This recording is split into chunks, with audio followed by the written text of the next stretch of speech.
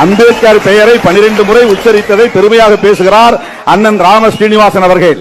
அம்பேத்கர் பெயரை சொல்லுவதற்கு பாரதிய ஜனதா கட்சிக்கு, RSSக்கு, சங் பரிவார் கும்பலுக்கு அருகதை இல்லை, சொல்லக்கூடாது. திருமாவர்கள் அம்பேத்கர் அவர்களை பற்றி பாரதிய ஜனதா கட்சி பேசக்கூடாது என்ற ஒரு வாதத்தை முன்வைத்தார்கள். பிஜேபி பேசாமல் யார் பேசுவது? அம்பேத்கர் அவர்கள் என்னென்ன கொள்கைகளை முன்னெடுத்து பேசினார். பாகிஸ்தான் பிரிவினையை கடைசி வரை எதிர்த்தவர் டாக்டர் அம்பேத்கர் அவர்கள், அண்ணல் அம்பேத்கர். காங்கிரஸ் பற்றி அவர் விமர்சனம் செய்கிறார். Congress not only miss the bus but also the route என்று சொல்லுகிறார் பாபா சாஹேப் அம்பேத்கர். காஷ்மீருக்கு 370வது விசேஷ சட்டம், அதை ஏற்றுக்கொள்ளாதவர் அண்ணல் அம்பேத்கர். இன்னைக்கு 370வது பிரிவை அமித்ஷா அவர்கள் நீக்கிய பின்பு காஷ்மீர்ல இடஒதுக்கீடு வந்திருக்கிறது. இதுவரைக்கும் இடஒதுக்கீடு இல்லை. இன்னைக்கு காஷ்மீர்ல அண்ணல் அம்பேத்கருடைய சிலை பிரம்மாண்டமாக நிறுவப்பட்டிருக்கிறது.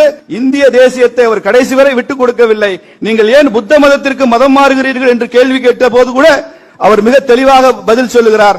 நான் புத்த மதத்தை தவிர வேற்று மதத்திற்கு மாறிவிட்டால் எனது தேசிய வேர்கள் அறுவட்டு போகும். நான் இந்த தேசியவாதியாக இருக்க விரும்புவதால் தான் இந்த மதத்தை தேர்ந்தெடுத்தேன் என்று சொல்கிறார். என்றால் அம்பேத்கருக்கும் பாரதிய ஜனதா கட்சியினுடைய கொள்கைக்கு என்னங்க வேறுபாடு? கொண்டாடுகிறோம் டாக்டர் பாபா சாஹேப் அம்பேத்கர்.